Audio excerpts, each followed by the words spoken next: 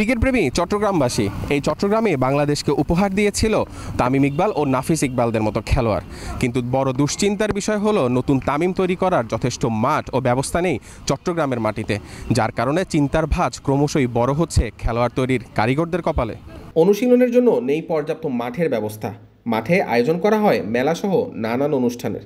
খেলোয়াড়দের কাছে এ যেন মরার উপর খাড়ার ঘা। মেলাটা মাঝখানে বন্ধ হয়েছিল, আবার যে দেখছে শুনতেছি এখানে মেলা দিচ্ছে মেলাগুলো দিলে এই হাজার হাজার ছেলে যেগুলো প্র্যাকটিস করে সকাল বিকেল, এই ছেলেগুলো যাবে কোথায় প্র্যাকটিস করবে?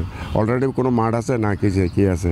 যেন সব জায়গা সব মাঠগুলো দল করে নিচ্ছে, সবগুলো বিজনেস পার্টনার করে নিচ্ছে, তাহলে আমরা কোথায় যাবো? তাহলে আমরা একটা সবাইকে বলে দিতে হবে যে খেলাধুলা বন্ধ করে দাও, কারণ আমরা ব্যবসা করি বা চাকরি করি বা যা কিছু করি, বন্ধ করে এইসব ঝামেলা করে কোনো লাভ নেই। মাঠ না থাকলে খেলে লাভ কি? পরবর্তীতে তামিম তৈরির সম্ভাবনা থাকলেও পর্যাপ্ত মাঠ ও অনুশীলনের অব্যবস্থাপনাই প্রথম ও প্রধান বাধা, এমনটাই বলছেন প্রশিক্ষকেরা। পরবর্তীতে তামিম তৈরি হওয়ার সম্ভাবনা এখানে অনেক। আমি বাংলাদেশ ক্রিকেট বোর্ডে গেম ডেভেলপমেন্টে চিটং ডিস্ট্রিক্টের হেড কোচ হিসেবে আছি। তো এইখানে আমাদের এখানে প্রধান সমস্যা মাঠ, আর এখানে প্রচুর স্কিলফুল প্লেয়ার আছে। আমরা যদি প্রপার নার্সিং করি, প্রপার খেলাধুলা আয়োজন করি এজ লেভেলের, তখনই এরকম তামিম, নাফিস, আমাদের এখানে যত সিনিয়র ন্যাশনাল প্লেয়ার আছে ওদের মধ্যে দিয়ে প্লেয়ার বের হবে। আর এখানে সবচেয়ে বড় কথা কি, আমাদের যে সব মাঠ সংকট, এই মাঠ থেকে যদি বের হতে না পারে সংকট থেকে, তাহলে আমাদের আউটপুট পাওয়া খুব কষ্টকর হয়ে যাবে। বাট খেলার মাঠটা নষ্ট করে দিয়ে আপনি যদি বাচ্চাদের খেলাধুলার স্বাধীনতা বন্ধ করে দেন, তাহলে তো এসব ভবিষ্যৎ খুবই অন্ধকার।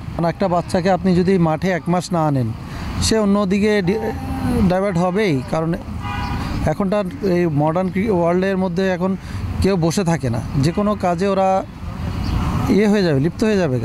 তার চেয়ে আমরা যদি এইখানে খেলার ব্যবস্থা করি, পরিবেশ আনি, যে কোনো ইভেন্ট বলেন, ফুটবল, ক্রিকেট, যা আছে, সবাই তার ক্রিকেট ফুটবল খেলবে না। অন্যান্য ইভেন্টগুলোতে, আমাদের এখানে অনেক ইভেন্টগুলোতে চিটং থেকে অনেক ভালো ভালো প্লেয়ার বের হয়, কিন্তু একটা জায়গায় আমরা নার্সিং দিতে পারি না বলে চিটং থেকে অনেক প্লেয়ার সংকট। প্রকৃত খেলার মাঠ না থাকায় দুশ্চিন্তা অভিভাবকদেরও।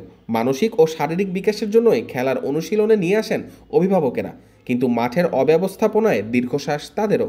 মাঠের এই অব্যবস্থাপনার জন্যই অভিযোগ জানাচ্ছেন তারা।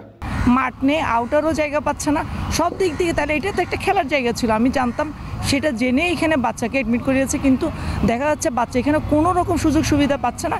11টার পরে নির্দ্বিধায় বাচ্চাকে নিয়ে যেতে হচ্ছে, কিন্তু খেলার কোনো পরিবেশেই পাচ্ছে না ভাই। এটা কোনো কিছুই হচ্ছে না এখানে। প্রতিদিন মেলা না কোনো কিছুর জন্য যেন জায়গা, বাচ্চাদের খেলার জন্য একটা উপযুক্ত একটা পরিবেশ করে দেওয়া উচিত। এই যে সকাল থেকে এসে আমরা 12টা 1টা পর্যন্ত বসে আছি, তো কোনো ভবিষ্যৎ দেখতেছি না। তো যে মাঠটা বাহিরে ছিল ওইটাও তো আমরা পাচ্ছি না। যেমন আমরা আগে বাহিরে করতাম, এখন ওইটা বন্ধ করে রাখছে, কাজ করতেছে বলে বন্ধ করে রাখছে। ব্যবসা, তারপর হচ্ছে যে অফিসিয়াল জব, সব কিছু বাদ দিয়ে কিন্তু একটা স্বপ্ন নিয়ে আসি। কিন্তু দেখা যাচ্ছে এখানে আমাদের ছেলেরা এখানে প্রকৃতপক্ষে খেলার কোনো মাঠেই পাচ্ছে না। 3rd ডিভিশনে সে, আমার ছেলে মানে কি ফর্ম ফিল আপ করছে মনে হয়, ডাক পাইছে মানে সে আরও 5 মাস আগে, কিন্তু এটা বিভিন্ন কারণে গিয়ে, মাঠ সংকটের কারণে গিয়ে সেটাও হচ্ছে না। চট্টগ্রামের আউটার স্টেডিয়ামের সংস্কার করার প্রতিশ্রুতি দেওয়া হলেও সরেজমিনের চিত্র ব্যতিক্রম, যাতে করে ব্যাহত হচ্ছে তরুণ প্রজন্মের ভবিষ্যৎ। খেলার মাঠ হয়েই থাকবে, এবং খেলার মাঠটাকে গুরুত্ব দিয়েছি বলেই কিন্তু আমরা মেলাটাকে এখানে ট্রান্সফার করেছি। তো আমরা ভবিষ্যতেও এই মাঠটাকে সংস্কারের আওতায় রাখবো।